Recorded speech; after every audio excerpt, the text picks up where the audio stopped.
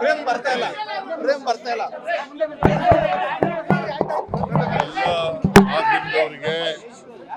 ಎಲ್ಲ ಮಾಧ್ಯಮದವರಿಗೆ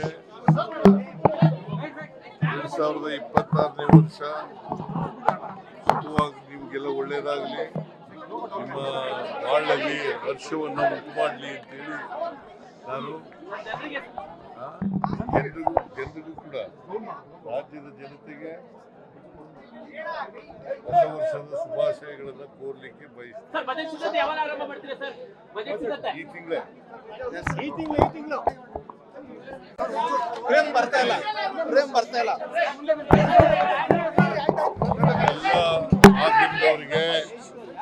ಎಲ್ಲ ಮಾಧ್ಯಮದವರಿಗೆ